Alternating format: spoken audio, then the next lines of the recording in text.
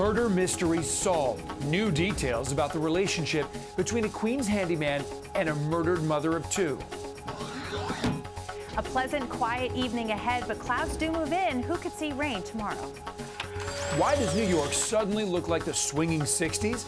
New York Live tags along with an immersive walking tour dedicated to an iconic artist.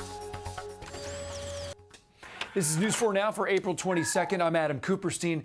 The Queens handyman charged with murdering a mother of two is under constant supervision right now on suicide watch. That's after police say he confessed that after an argument with Urshalia Gall, he stabbed her to death and then ditched her body in a duffel bag. David Binola faced a judge Thursday night after his arrest.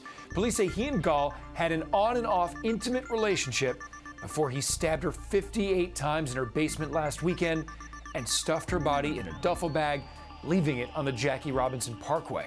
At one point, investigators say Binola went to the hospital because of cuts on his hand, and all of this happened, police say, while one of her sons was sleeping upstairs. Police say the killing came after what appears to be a breakup. Investigators say Binola also tried to fool them by sending threatening texts to the victim's husband using her cell phone and then referencing a previous unrelated crime. Binola now faces up to 25 years in prison.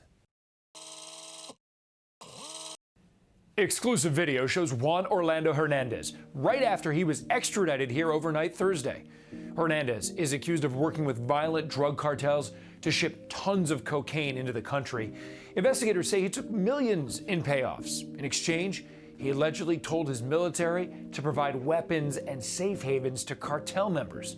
In a video statement, the former Honduran president said he's innocent and that he has been set up by drug traffickers. Prosecutors, however, say he's on tape boasting about how he enjoys stuffing drugs up the noses of Americans. A 6-year-old boy is now recovering after falling several floors down an elevator shaft in his apartment building in the Bronx. Police say Matthew Mendoza was at home with a relative and a caretaker, and the child's grandfather tells News 4 the boy has autism and took off less than a minute after the caretaker went to the restroom. Police believe he made it past the 6th floor to the roof and then somehow slipped through a small opening leading down to the elevator shaft. The 6-year-old fell and landed on top of an elevator, and the Department of Buildings is now investigating the incident.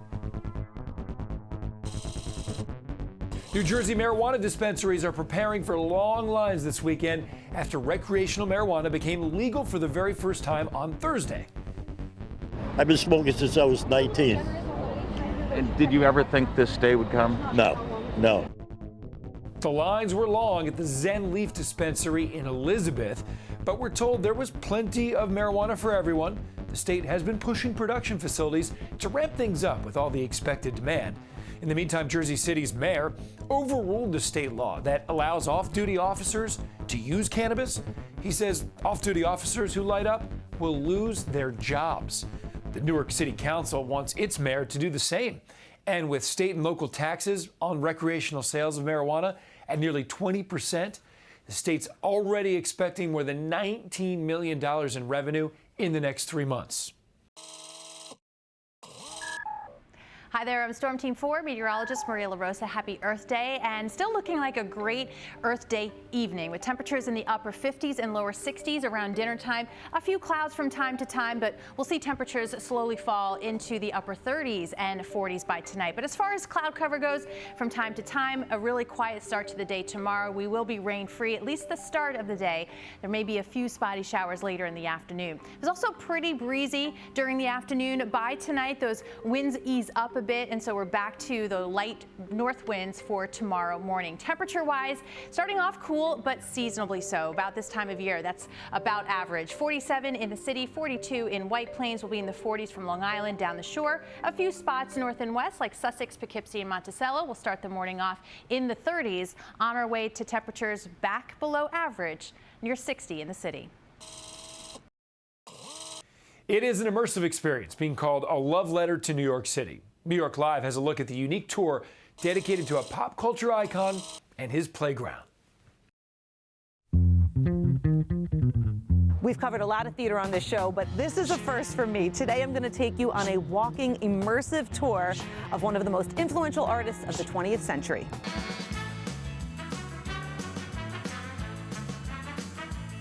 When you talk about theater, to most people, they envision you come in to an actual theater, you sit down, you watch a show on a stage. Yes. This is not that. No, this is not that. This is an adventure. This is an immersive piece that takes us through the East Village.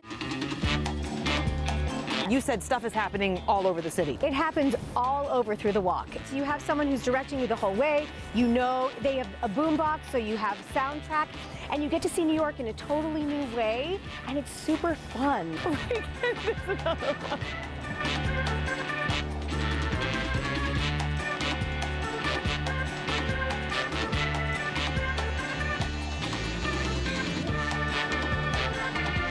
I feel like right now we all need a love letter to this city. Totally, and I always say that these walking tour plays that I make are a love letter to New York. And I feel like, you know, Andy Warhol is New York. New York was his playground and his canvas. And I feel that, you know, he would be very happy looking down at us now saying, yeah, tell the story like that in unexpected ways, out on the streets, using the architecture of New York, because it was my home and my inspiration. I have never been surrounded by so many Andy Warhols before in my life. It's just like that. This was awesome. I know this was just a little taste of what people will expect. Yes, this is just a little teaser. There are so many more scenes, little surprises along the way, but you have to come see Chasing Andy Warhol to find out. Yeah, you gotta go chase Andy Warhol. There you go. Thank you so much. Congratulations, everybody. Thank you.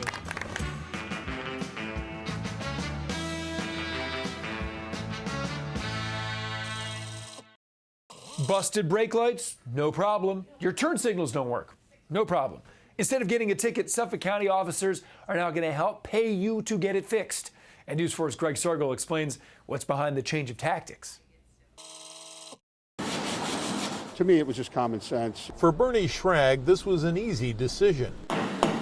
His Patchogue Auto Repair Shop was the first to join a new Suffolk program designed to make roads safer while building trust in county police. It makes their job easier, helps them with their relationship with the public. Then I want in. A little left, you're good. This new program will offer drivers free repairs for damaged or defective headlights, brake lights, or turning signals. What's better than donating money that could save somebody's lives? Steve Castleton donated $15,000 to help fund Suffolk's Lights On program. Starting in June, if Suffolk police pull you over for defective lights, officers won't give a ticket. Instead, they'll hand you a voucher to cover the cost of replacing those defective lights at a participating repair shop. All of a sudden, the anxiety is down, the communication starts. We're not talking at each other, we're talking with each other. Sherman Patterson helped organize Lights On in Minnesota. Funded by private donations, the program is now in a dozen states. Please join this new moment of getting out, helping the police department become stronger and better. Right now, drivers ticketed for defective lights must repair them in 24 hours. If they don't, maybe because they can't afford it, the situation can spiral into heavy fines, even license suspensions. This program, police say, will prevent that. The vouchers will cover up to $250 in repairs and will be good for 14 days. I know people are hurting today. I have customers can't afford it. Bernie Schrag is urging other repair shops to join the program. A big reason, he says, his son is now training to be a Suffolk cop. Greg Sargel, News 4 New York. Thank you so much for joining us on News 4 Now. We'll see you right back here next time.